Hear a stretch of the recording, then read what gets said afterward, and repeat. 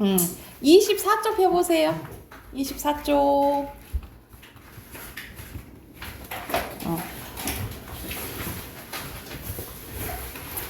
자, 24쪽 보면은 백석의 흰 바람벽이 있어 라는 작품이거든요.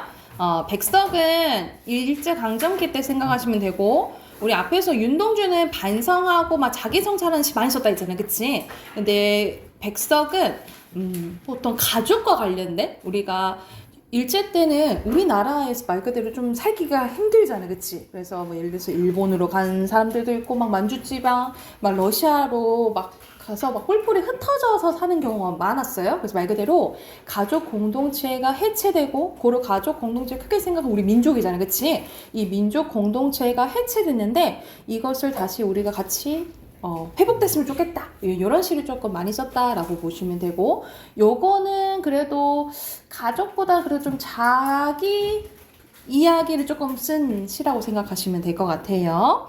자, 먼저 첫 번째 행부터 봐볼 건데, 이거는 시치고는 좀 길죠? 그치? 좀 긴데 한번 봐볼게요.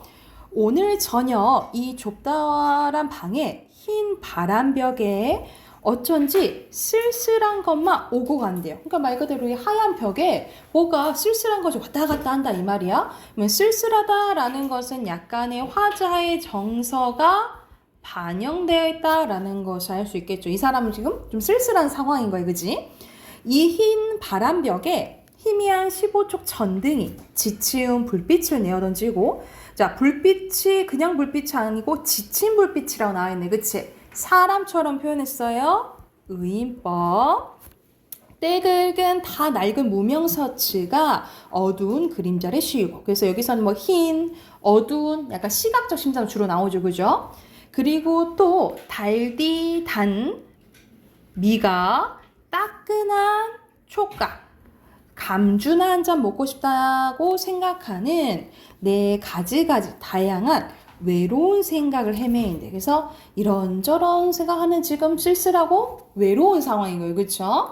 자, 그런데 쌤이 그런데 뭐 하지만 이런 게 나오면 약간 분위기 전환이잖아요. 그치? 시상의 전환이 일어나는데, 여기가 시상의 전환이 일어나는 부분 첫 번째 1 적을게요. 이것은 또 어인 일인가? 어떤 일이 일어나냐면, 이 흰 바람벽에 내 가난한 늙은 어머니가 보였다 이 말이야. 그래서 우리 보통 이렇게 우리 흰색에다가 우리 스크린 저거 프로젝트 이렇게 쏘잖아요. 그쵸? 그래서 말 그대로 이 흰 바람벽은 어떤 역할을 하냐면 약간 스크린 역할을 한다라고 보시면 돼요. 그래서 말 그대로 영상이 비치는데, 이건 나의 영상이 비친다라고 생각하시면 돼요. 그래서 이 흰 바람벽은 나의 기억의 영상이 비치는 곳이라고 보시면 돼요. 기억의 영상이 비치는 곳이에요. 그래서 약간 스크린 역할을 한다라고 보시면 돼요. 자, 어떤 게 보이냐면 내 가난한 늙은 어머니가 이렇게 시퍼러둥둥하니, 우리가 시퍼러둥둥하다라는 거는 시각적인 거잖아요. 그치? 근데 어떻게 시퍼러둥둥하면 추운 날인데 시퍼러둥둥 추운 날인데 이렇게 표현했지. 그러니까 우리 추운 거는 뭐예요? 촉각이죠. 그쵸? 이 촉각을 어떻게 표현한 거야? 시각적으로 표현한 거예요. 그래서 여기는 촉각의 시각화, 공감각적 심상 쓰였어요. 차디찬, 또 촉각 나오네. 물에 손을 담그고 무이며 배추를 씻고 있대. 또 누가 보이냐면 내 사랑하는 사람도 보였대. 내 사랑하는 어여쁜 사람이 어느 먼 앞대 남쪽 지방 얘기한대요. 조용한 개폭가에 바닷가에 나지막한 집에서 그의 지아비와 내 사랑하는 사람은 다른 사람과 결혼했나 봐. 그래서 그의 지아비와 마주 앉아 대국국을 끓여놓고 저녁을 먹는데, 벌써 어린 것도 생겨, 그러니까 애기도 생긴 거지, 그렇지? 어린 것도 생겨서 옆에 끼고 저녁을 먹는데요. 그런데 또 나온다, 그치? 시상전환 두 번째, 이 적으시면 되겠죠? 또 이지막하여, 또 어니생각. 여러분 뭐 이지막하여 이건 사실 흔히 쓰는 단어들은 아니잖아요. 그치? 이런 여기서 전체적으로 봤을 때 방언들이 나오거든요. 특히 여기서는 위쪽 지방, 평안도 지방의 방언들이 나오는데, 이 방언의 느낌은 약간 토속적인 느낌, 향토적 느낌을 준다라고 알아두시면 될 것 같아요. 이 바람벽에 쓸쓸한 얼굴을 쳐다보며 이런 글자들이 지나가는데요. 이 글자들은 나의 속마음을 드러내는 글자들입니다. 그래서 여기서는 화자의 속마음을 알 수 있는 내면의식을 알 수 있는 글자들이 나오는데 어떤 글자들이냐면 나는 앞에서도 나오겠지만 시적 화자 직접적으로 나와 있고요. 나는 이 세상에 가난하고 외롭고 높고 쓸쓸하니 살아가도록 태어났대. 그러니까 나는 태어나기를 가난하고 외롭고 쓸쓸하게 태어났다라고 얘기하는 거야. 그래서 나는 이렇게 살아갈 수밖에 없다라고 얘기를 하는 거예요. 그래서 여기에서 이 화자의 운명에 따르는 운명론적 세계관이 반영되어 있다라고 보면 되는데, 그리고 이 세상에 살아가는데 내 가슴은 너무도 많이 뜨거운 것으로, 호젓한 것으로, 사랑으로, 슬픔으로 가득 차네. 사랑도 있고 슬픔도 있고, 우리가 인생을 살아가는데 항상 좋을 수는 없잖아, 그치? 이런 희노애락이 있다 이 말이야. 그리고 이번에는 나를 위로하려는 듯이, 나를 울력하려는 듯이, 울력은 울력, 힘을 실어준다 이렇게 생각하시면 돼요. 힘을 실어준다 이런 뜻이야. 그래서 힘을 실어주는 것처럼 나에게 눈질을 하며 주먹질하며 이런 글자들이 지나간대. 그래서 여기서 보통 우리가 눈을 쳐다보는 거, 주먹질은 보통 부정적으로 생각하지만 여기서 앞에서 나를 위로하고 울력한다라고 했잖아, 그치? 그래서 여기서 눈질이랑 주먹질은 긍정적인 거예요. 그래서 손에 동그라미 친 거야. 긍정적인 거야. 하늘이 이 세상을 이 세상에게 나오게 할 때 그가 가장 귀하고 사랑한 것들은 모두 다 어떠냐면 가난하고 외롭고 높고 쓸쓸하니, 그래서 내가 이렇게 태어난 것은 하늘이 날 사랑하나 봐 이렇게 생각을 하는 거예요.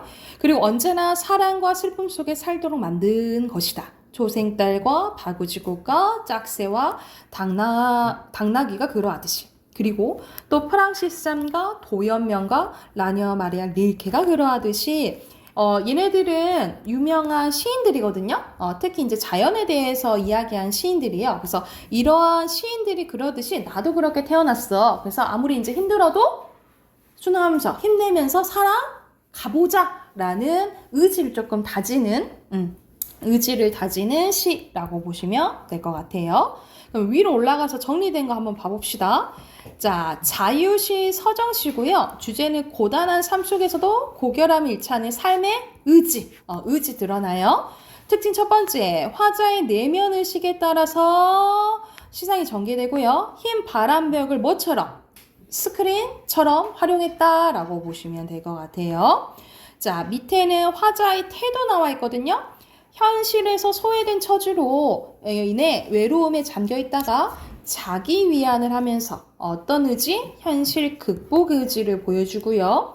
자, 2번은 흰 바람벽의 기능, 역할 나와 있어요. 자, 첫 번째 처음 부분에서는 화자가 좁다란 방에서 흰 바람벽을 보며 외로움을 느끼죠. 그 다음에 흰 바람벽에서 어머니와 사랑하는 사람 떠올리고, 그리고 흰 바람벽의 글자들을 보면서 자신의 운명을 인식하고 나만 그런 거 아니야 라고 위안을 얻으면서 삶의 의지를 다지고 있다, 이렇게 기억해 두시면 될 것 같아요. 이러한 역할을 하도록 만드는 게 흰 바람벽 이렇게 생각하시면 있으면 좋겠어요. 그래서 흰 바람벽이, 제목이 흰 바람벽이 있어잖아, 그치? 흰 바람벽이 있어서 내가 이렇게 좀 살아갈 수 있다, 이런 의미라고 생각하시면 되겠죠. 이해됐죠? 그러면 옆에 6문제 풀어볼게요.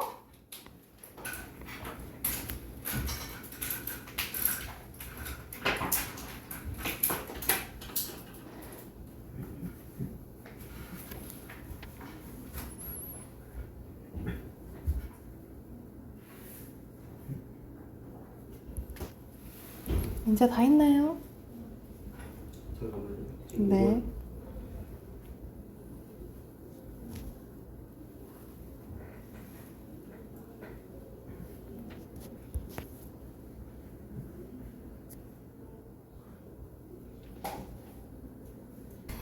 자, 1번 가보자. 1번에 표현상의 특징을 알맞지 않은 거, 화자 심리도 나오고 감각적 이미지, 토속적이라고 했잖아요. 그치? 방언 나온다 했잖아. 다른 나라 인물도 나오고 특정 소재의 다양한 영상을 떠올리기 형태, 스크린 역할을 한다 했잖아, 흰 바람벽이. 이렇게 보면 다 맞는 것 같잖아요. 그쵸? 근데 뒤에도 맞는지 봐야겠지. 자, 다른 나라의 인물을 등장시키긴 하지만 그 사람도 그렇듯이 나도 그렇다는 동질감이야, 거의. 그치? 낯선 느낌 아니에요? 4번이고요. 2번에 적절한 것은, 이 사람은 운명론적 세계관으로 자기 위안하면서 괜찮아 하고 있는 거잖아요. 그죠? 3번이고요. 그래서 3번에 운명이죠. 4번에 기억은 흰 바람벽이잖아. 알맞지 않은 것은, 요건 조금 어려울 수 있어. 왜냐면 다 맞는 말, 다 맞는 것 같은데? 내면의식 보여주고, 쓸쓸하고 외로움 쳐지고, 뭐 그리워하고, 공간적 거리감도 확인시켜주고, 스스로 위안하고 다 맞는 것 같지만, 여러분 앞에서 어머니 떠올리고, 사랑하는 사람 떠올리잖아요. 그쵸? 근데 그리움에 머물게 하는 건 아니야. 그치? 그림 대상은 나오니까 3번이고요. 그리고 5번에는 니은에 대한 내용으로 이해한 내용으로 적절하지 않은 건데, 이때 백석이 일본식 성명 강요를 거부하면서 직장에서 나와서 이걸 쓰기 시작했대요. 그죠? 이걸 썼대요. 그러면 여기서는 시대에 저항하는 거잖아요. 그치? 뒤따르지 못하는 거 아니죠? 4번이고요. 6번에 알맞지 않은 거. 이건 선생님 설명 잘 해드렸으면 바로 눈에 보였겠지? 여러분, 선생님이 눈질이나 주먹질은 긍정적인 거라 했죠. 그쵸? 부정적인 거 아니라 했어. 고통 주는 거 아니에요? 4번이에요. 됐나요? 예, 됐죠? 응. 넘어가도 될까요? 혹시 이해 안 된 거 있을까요? 괜찮나요? 그럼 괜찮으면 84쪽으로 갈게요. 84쪽.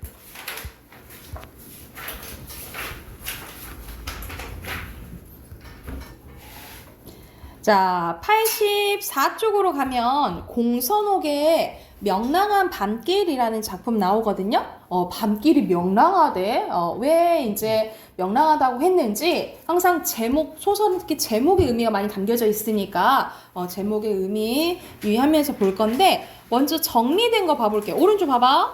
갈래는 단편소설, 다문화소설, 세태소설이에요. 우리가 세태는 세상의 모습에 대해서 이제 보여주면 세태소설이라 하고, 다문화 사회, 우리 지금 다문화 사회잖아요. 그쵸? 우리가 예전에는 단일 민족이라 해서 우리 피가 하나 이렇게 생각했는데, 우리가 이제 결혼 이주 여성들도 많고, 뭐 남성뿐만 아니라 우리 국제 결혼도 많이 하고, 그리고 외국에서 와가지고 노동하는 사람들도 많잖아요. 그치? 그래서 우리 이제 다문화 사회인데, 근데 우리는 단일 민족 그런 게 너무 커서 우리랑 다른 사람, 다른 인종에 대해서 조금 선입관이랑 약간 편견을 갖는 경우가 이제 많은데, 그런 것을 조금 벗어났으면 좋겠다라는 의미가 담긴 소설이라고 보시면 돼요.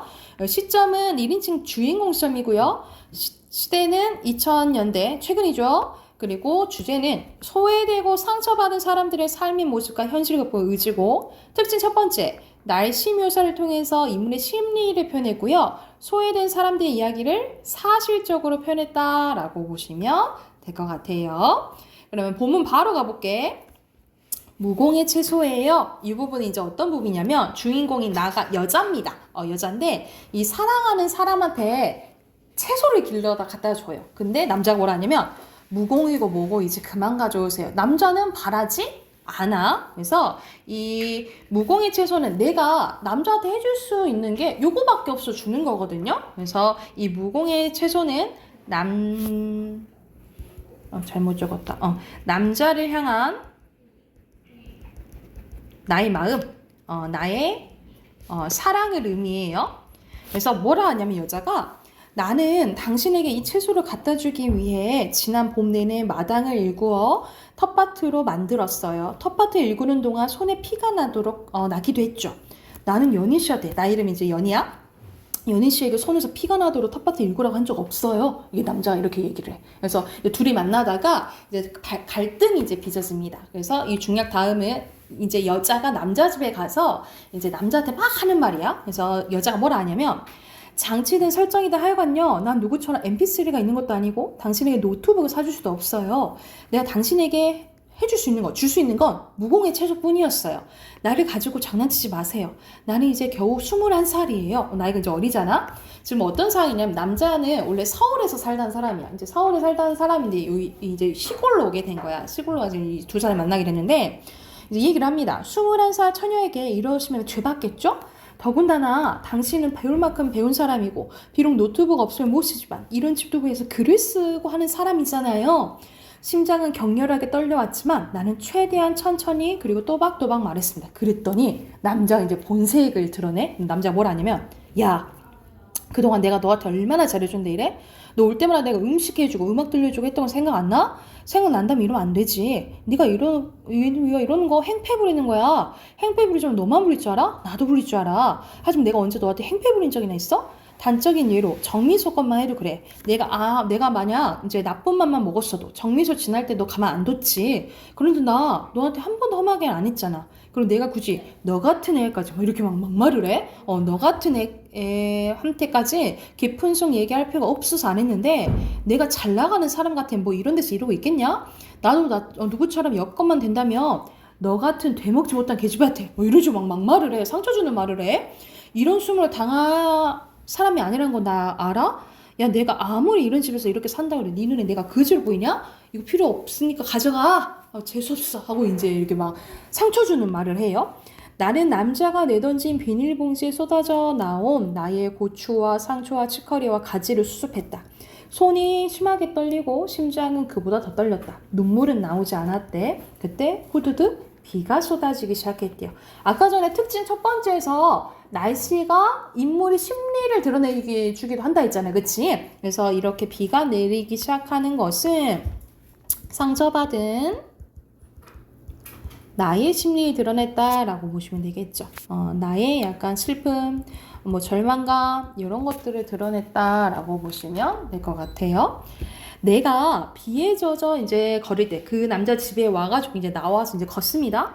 근데 누군가도 비에 젖어 걸어오고 있었대. 그러면 같이 이제 비를 젖고 간다라는 것은 약간 뭐 비슷한 터지가 아닐까라는 것을 나타낸다라고 보시면 돼요. 칠흑 같은 밤이다. 남자다. 뒤에 따라온 사람이 이제 남자인 거야. 대화를 나누는 거 봐서 두 사람인 거예요. 나는 겁이 났다.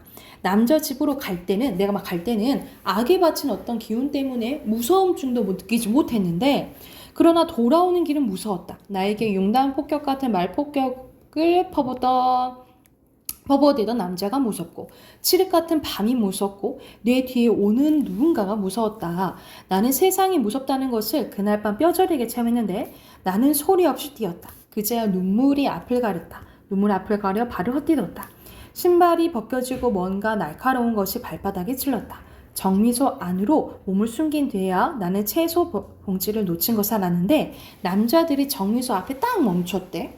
잠깐만, 이게 뭘까? 두 남자가 정미소 처마 밑에서 뭔가를 펼치고 있었다.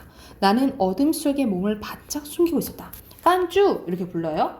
이 이름을 통해서 외국인들인 것을 알 수 있겠지. 그거 돈 아니야? 이건 고추야, 사부딘. 상추도 있어. 월급날 소주 마시고 삼겹살 상추에 싸먹자. 이렇게 한 거야. 생각만 해도 즐거운가 깐주가 노래를 부르기 시작했는데 사랑했나봐. 여러분 이 노래 알아요? 윤도현 노래 그 사랑했나봐거든요. 그래서 이거 좀 옛날 노래인데 이게 2005년 노래예요. 근데 내가 이거를 이렇게 하니까 선생님은 이제 어렸을 때 노래니까 아는데 애들이 아는 거야. 그래서 너네 어떻게 하냐? 그러니까 요즘에 밈에 이게 유행이라는 거야. 너네들 봤어요? 그래서 막 캐릭터에 막 춤추고 이 사랑했나봐 노래를 이제 넣어서 나오더라고. 그래서 이 노래를 이제 막 불러요. 나는 어둠 속에 몸을 숨긴 채로 그러나 나도 모르게 입을 달싹해서 남자들이 부른 노래 따라 부릅니다. 그러니까는 이 남자들이랑 나랑 조금 비슷하다라는 그들의 감정에 이제 동화가 된 거예요. 동화가 돼서 같이 그리고 노래 가사도 약간 지금 자기 처지가 비슷하잖아, 그치? 그래서 이제 따라 부르게 되는데 남자들이 노래를 뚝 멈추더니 나도 따라서 멈춰요. 뒤로 가면 이 남자들의 대화가 이어지거든요. 한 장 더 볼게요. 난 사장님 돈 줘 소리 못하겠어. 사장 돈 없어. 몸 아파. 어머니 아파. 사장 슬퍼. 그래서 지금 이제 외국인 노동자인데 돈을 못 받는 상황인가 봐. 근데 돈 달라고 이제 말을 못 한다고 얘기를 하는 거야. 그래도 사장한테 말을 해야겠어. 나는 사장님 돈 줘 소리 못해. 왜냐? 사장 돈 없어. 깐쭈 언제 떠나? 모레. 오늘 밤 내일 밤 자고 모레 가. 내일은 시내 가서 음악 CD하고 고무장갑하고 소주하고 옷하고 신발하고 여러 가지 살 거야. 깐쭈 넌 너희 나라 가면 뭐 할 거야? 모르겠어. 가면 엄마, 아버지, 누나, 여동생, 사촌들 만나고 산에 올라 달을 볼 거야. 우리나라 네팔 달 볼 거야. 그러니까 깐쭈는 이제 네팔 사람인 거야. 내가 뭘 할 건지 달한테 물어볼 거야. 사부디는 여동생이 한국 사람과 결혼했어. 시골이야. 동생이 남편한테 맞았어. 동생 많이 슬퍼. 형이 한국 여자랑 결혼했어. 형 여자 도망갔어. 이 한국인데 왜 이래? 너무 이제 문제가 많지, 그치? 조카 있어. 형이랑 조카 많이 슬퍼. 부모님 돌아가셨어. 우리나라 방글라데시. 이 사부디는 방글라데시 사람인 거예요. 가도 나는 아무도 없어. 한국에 다 있어. 나 갈 수 없어. 형 다쳤어. 손가락 잘렸어. 조카 살려야 해. 사부딘, 난 한국에서 슬플 때 노래했어. 한국 발라드야. 사장이 막 욕해. 나 여기 심장 막 뛰어. 손가락 막 떨려. 눈물 막 흘려. 그럼 노래했어. 힘들 때마다 노래했다는 거야. 사랑 못했어. 억울했어. 그럼 또 노래했어. 그럼 잠이 왔어. 그럼 꿈속에서 달을 봤어. 크고 아름다운 네팔 달이야. 깐쭈가 다시 노래를 합니다. 그러니까 깐쭈는 노래를 하면서 이 힘들 때마다 노래를 하면서 극복해낸 거지, 그치? 그래서 이 깐쭈한테 노래는 위로와 위안의 도구가 노래였다라고 생각하시면 될 것 같아요. 그래서 여기 A도 노래 이제 가사고요. B도 노래 가사고 C도 어머나 어머나 이거 장윤정 노래죠. 이게 이제 한국 노래들 막 불러. 노랫소리는 빗소리에 섞여 쌀겨 냄새 가득한 정미소 안으로 스며들었습니다. 사부딘 여기 상추도 있고 고추도 있어. 집에 고추장 있어. 소주는 사야 해. 삼겹살 없어. 삼겹살도 사야 해. 우리 소주 마시자. 좋아 하고 두 사람은 빗속으로 어둠 속으로 사라졌다. 명랑하게 사라졌다. 우리 제목이 명랑하게 나오는데, 그치? 그러니까 이 사람들도 엄청 사는 게 힘들지만 엄청 힘을 내면서 희망차게 살고 있잖아, 그치? 그걸 이제 명랑하게로 표현을 한 거야. 사부딘과 깐쭈가 사라진 길 너머로 내가 지나온 길이 보였다. 길 건너는 그 남자네 집도 보였다. 그 남자네 집은 이 상처받은 그 남자네 집인 거죠. 겨우 가라앉았던 심장이 다시 격렬하게 요동쳐 오기 시작했다. 나는 노래를 불렀다. 나는 정미소를 나섰다. 나는 빗속에서 악을 썼다. 눈에서는 눈물이 쏟아졌다. 그러나 나는 노래를 불렀다. 그러니까 이 노래를 통해서 또 얘도 마음을 다진 거지, 그치? 저기 네팔의 설산에 떠오른 달이 보인다. 나는 달을 향해 나아갔다. 비를 맞으며 천천히 뚜벅뚜벅 어떻게 명랑하게. 그래서 이렇게 힘들더라도 희망을 잃지 않고 다시 한번 삶의 의지를 다잡은 거죠. 그래서 사실 나는 좀 처음에는 외국인들 무서워했잖아요, 그치? 근데 사실 이 외국인도 우리야 별로 다르지 않다라는 것을 알려주는 거죠. 그래서 오른쪽 보면 명랑한 밤길 나타난 다문화주의예요. 처음에 나는 특별한 이유 없이 외국인 노동자를 무서워하고 도시에서 온 남자는 쉽게 좋아했잖아, 그치? 근데 나는 이 도시에서 온 남자한테 상처를 받았고 이 외국인 노동자들의 대화를 들으면서 별반 다르지 않구나 하고 오히려 위안을 얻게 돼요. 그래서 여기서는 우리가 편견과 선입관을 가졌던 다문화를 사회가는 우리 애들의 태도를 성찰한 이야기라고 생각하시면 돼요. 그래서 이제 다문화 소설로 본 거다라고 보면 돼요. 그래서 요거 참고하면서 앞으로 가서 85쪽, 87쪽 문제 또 바로 풀어볼게요.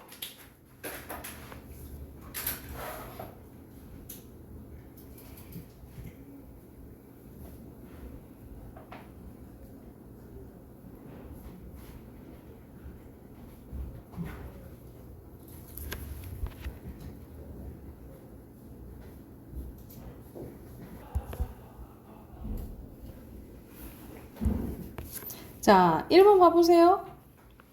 여기서 서술상의 특징은 이거 시점 뭐라 했어? 1인칭 주인공 시점이라 했잖아. 그러면 작품 속에 있겠죠, 인물이. 1번이고요. 그리고 2번의 남자에 대한 설명으로 알맞지 않은 것은 선생님이 남자는 원래 시골 사람이 아니고 서울에서 그냥 왔다 했잖아. 그래서 뭐가 안 돼서 온 거지, 그치? 뭐가 하고 싶어서 온 거 아니에요? 5번이에요.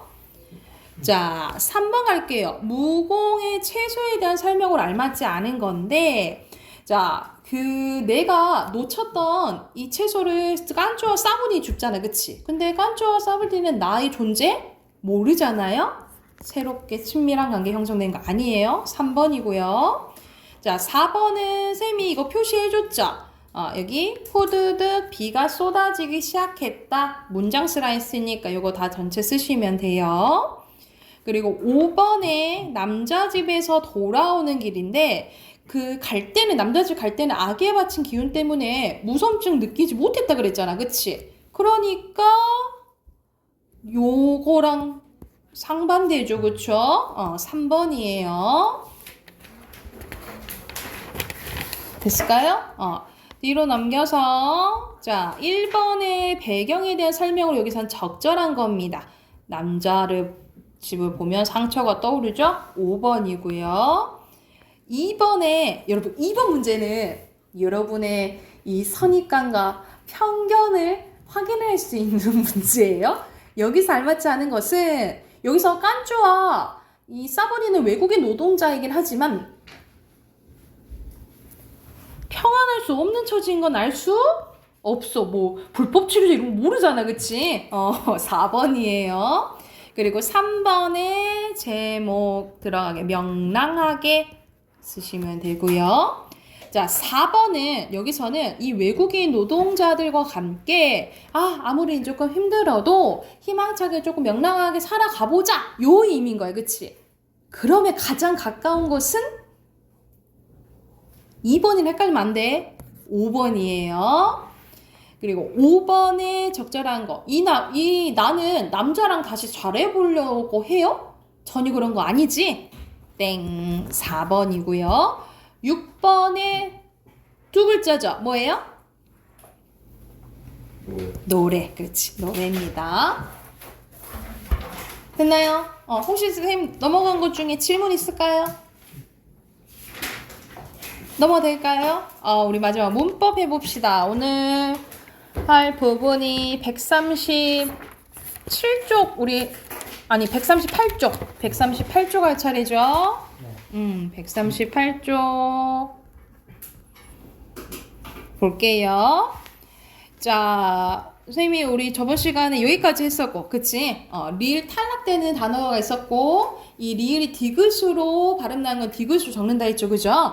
자, 오늘 할 부분은 사이시옷 현상입니다. 여러분, 사이시옷 현상은 우리 음운 변동 중에 어디에 속하냐면 첨가 현상에 속하거든요. 첨가 현상에 속하는데 이거는 여러분 조건이 있어. 이건 첨가 현상에 속하는데 조건이 있는데 어떤 조건이냐면 자, 순 우리말 플러스 단어가 합성될 때 순 우리말 플러스 우리말이거나 그러니까 말 그대로 고유어 플러스 고유어거나 또는 고유어 플러스 한자어거나 이건 순서 상관없어요. 또는 한자어 플러스 한자어일 때만 해당되는 거예요. 잘못 썼다. 고유어인데. 고유어.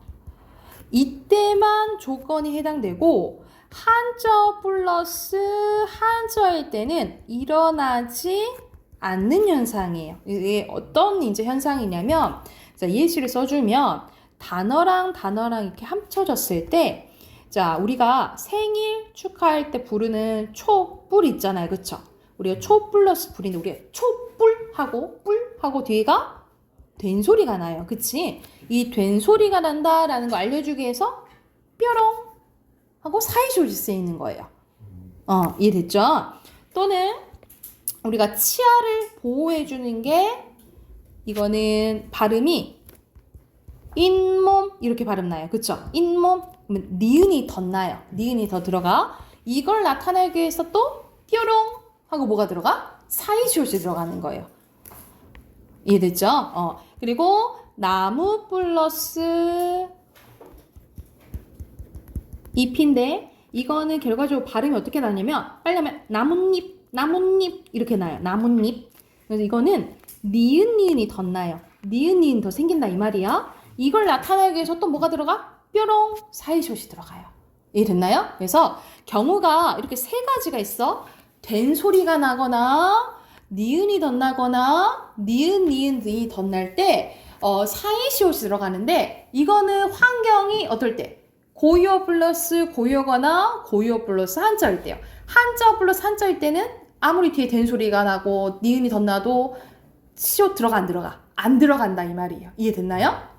그래서 이건 예시 써놓으시고 자 근데 이게 표가 정리되어 있어. 어떻게 정리되어 있냐면 순 우리말로 된 합성어랑 순 우리말 플러스 한자로 된 합성어가 예시로 나와 있는 거거든요. 그래서 각각 된 소리 나는 거 날 때 니은 소리 덧날 때 니은 소리 덧날 때 밑에도 마찬가지야. 된 소리 날 때 니은 소리 덧날 때 니은 소리 덧날 때에 해당되는 단어들이 정리되어 있는 거예요.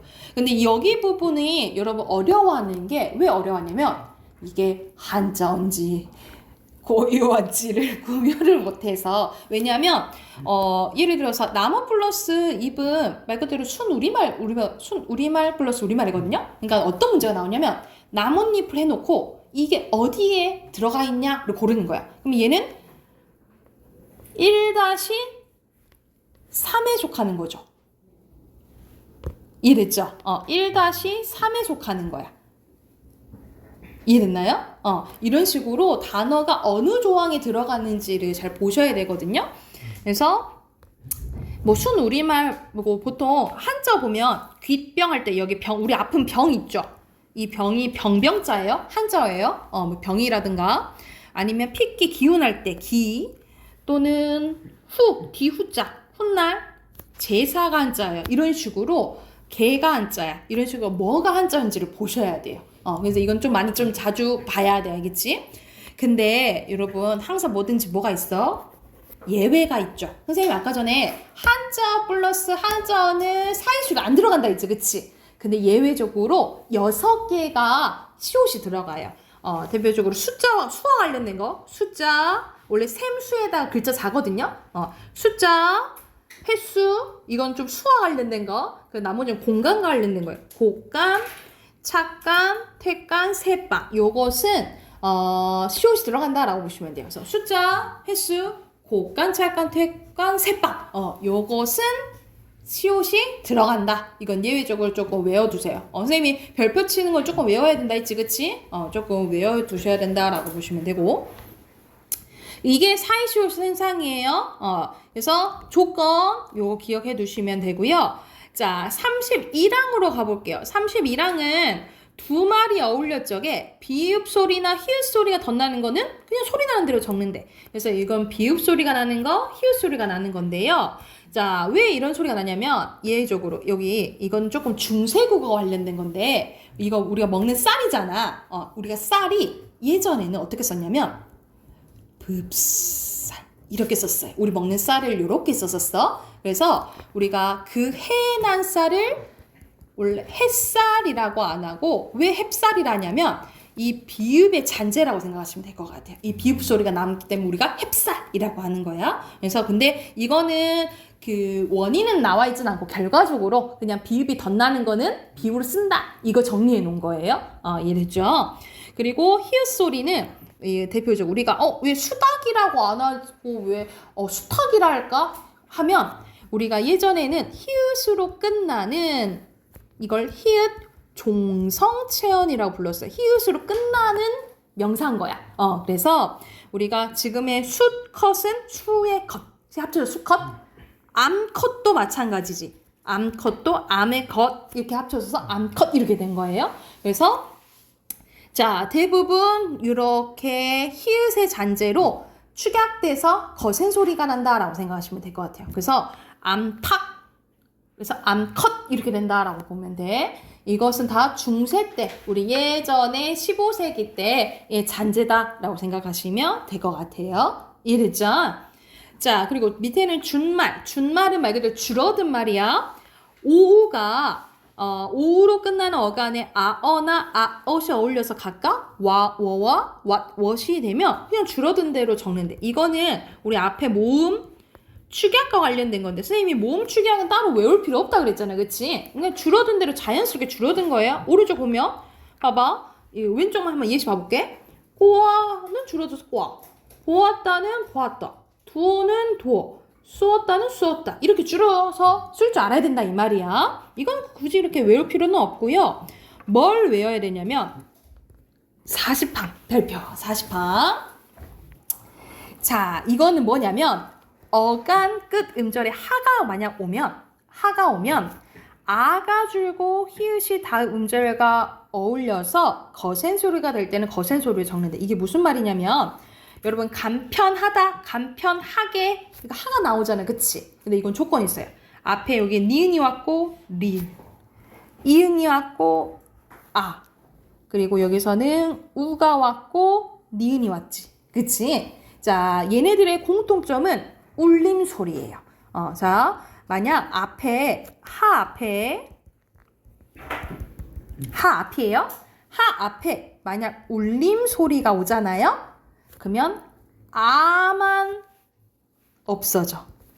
아만 없어진다라고 보시면 돼요. 그럼 나머지 히읗은 줄어드는 거야. 그래서 간편케, 다정타, 영구토록, 정결타, 같타, 흔타 이렇게 되는 거야. 이해됐어? 근데 만약 앞에 받침이 안 울림 소리가 오잖아요. 만약 안 울림 소리가 오잖아. 그러면 하 자체가 빠져요. 이건 좀 외우셔야 돼요. 다시 하 앞에 만약 울림 소리가 와 그러면 하 중에 뭐만 없어져? 아만 없어져. 근데 안 울림 소리가 오면은 하 자체가 빠져버린다 라고 생각하시면 될 것 같아요. 그러면 여러분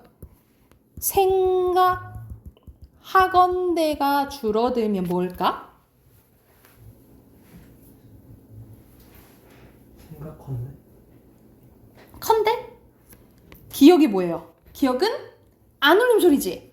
그러면 하가 더 빠져버려. 생각건대예요. 줄어들면. 이해됐어요? 이해됐어요? 그래서 이 앞에가 울림 소리인지 안 울림 소리인지를 봐야 돼. 이해됐나요? 여러분 울림 소리 알죠? 울림 소리는 뭐야? 모음이랑 자음 중에서 뭐 있어? 미음, 니은, 니은. 그래, 모음이랑 노란 양말이야. 이것만 울림 소리예요. 모음이랑 노란 양말만 울림 소리고 나머지는 안 울림 소리예요. 오케이? 그래서 앞에 이 받침을 잘 봐야 된다라고 생각하시면 돼요. 됐나요? 자, 밑에 또 띄어쓰기 봐볼게. 자, 띄어쓰기는 자, 조사는 우리가 단어는 본래 다 띄었어야 되잖아. 근데 예외적으로 조사는 붙여 쓰죠. 그쵸? 그래서 조사는 그 앞말에 붙여 써야 되는데 문제는 이 말은 쉽지. 조사는 붙여 쓴다. 알고는 있어. 근데 단어 문장을 봤을 때 이게 조사인지 아닌지를 구별을 못한다는 게 문제예요. 근데 보통 앞에 체온 있잖아요. 그럼 T니까 보통 조사라고 생각하시면 돼요. 앞에 체온 있으면 붙여 써야 되는 거야. 그리고 의존명사는 띄었어요. 이렇게 꾸밈을 받는 거는 다 이렇게 띄었어야 된다라고 보시면 돼요. 꾸밈을 받는 건 띄었어야 되고요.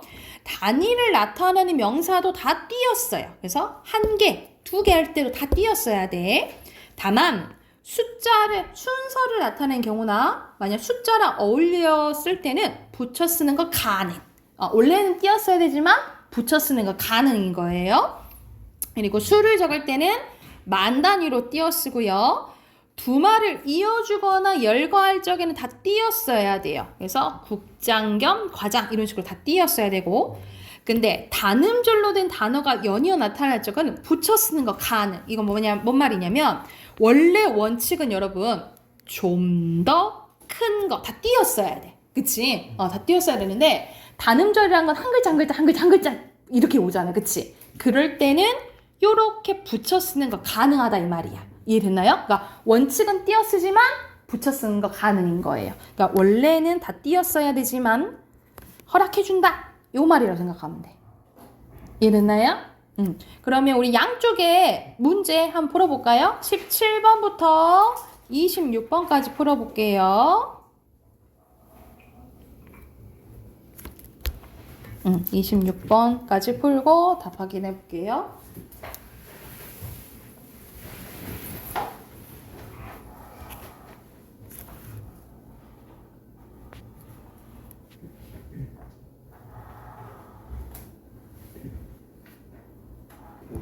모르겠어? 26번까지 풀어오세요. 내일 답 확인할게. 별 푼 친구들은 26번까지 풀어오시고 다시 한번 오늘 했던 거 다시 한번 보고 복습하시고 아셨죠? 내일 이어서 할게요.